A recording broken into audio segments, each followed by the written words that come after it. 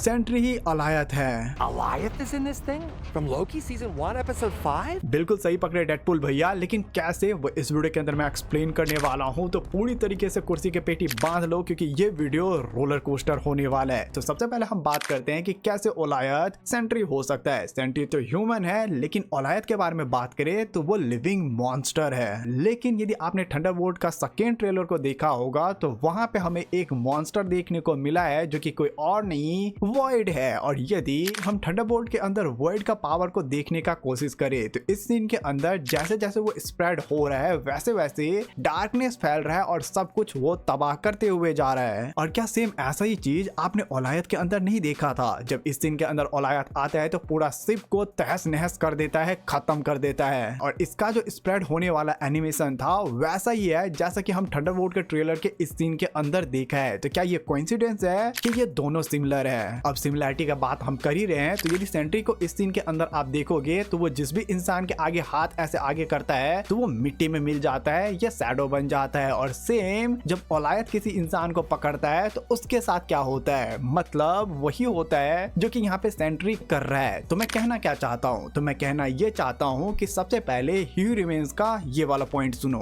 At first variant encounters a creature capable of consuming time and space itself. A creature, Alioth. I harnessed the beast power. I weaponized Alioth. यहाँ पे उसने साफ साफ बोला था कि कोई भी ओलायत को कंट्रोल नहीं कर पाया था, लेकिन उसने किया था। और उसके बाद उसने उसको एक ऐसा वेपन बनाया जिसको लोकी के अलावा कोई भी नहीं हरा पाया था। तो मैं कहना क्या चाहता हूँ, तो फिर से मैं वही कहना चाहता हूँ। सेंट्री पे आते हैं हम। अब सेंट्री जब पूरी तरीके से पागल होता है तो उसका अल्टर ईगो बाहर आता है, जस्ट लाइक हल्क। जैसे ब्रूस के अंदर से फट के हल्क बाहर आता है और वो तहस नहस करना सब कुछ स्टार्ट कर देता है, वैसे ही सेंट्री के अंदर से निकल के आता है वॉइड और वो सब कुछ को वैसे ही तबाह करता है जैसे कि ओलायत करता है। और यदि हम ह्यूमन्स का बात करें तो वो पूरे मल्टीवर्स के बारे में जानता था। तो मेरे अनुसार दिस इज माई थ्योरी, और इस थ्योरी को आप अपने हिसाब से कहीं पे भी सेट कर सकते हो। तो हुआ ये था कि किसी एक यूनिवर्स के अंदर जो सेंट्री है वो पूरी तरीके से पागल हो गया था और वो वॉइड में कन्वर्ट हो गया था और उसको कोई भी नहीं रोक पा रहा था और उसने अपने पूरे यूनिवर्स को ही खत्म कर लिया। और यही चीज जब पता चला ह्यूमन्स को तो उसको मिला एक ऐसा वेपन जिसके जरिए वो बाकी के वेरिएंट के ऊपर अपना कंट्रोल जमा सकता था। और इसके लिए वो ओलायत के पास गया और उसको उसने कंट्रोल किया अपने टेक के मदद से और उसके बाद उसको वॉइड में छोड़ दिया और उसको यूज किया। और ये जो ओलायत है कुछ और नहीं, आप समझ सकते हो किसी और यूनिवर्स का सेंट्री का अल्टर ईगो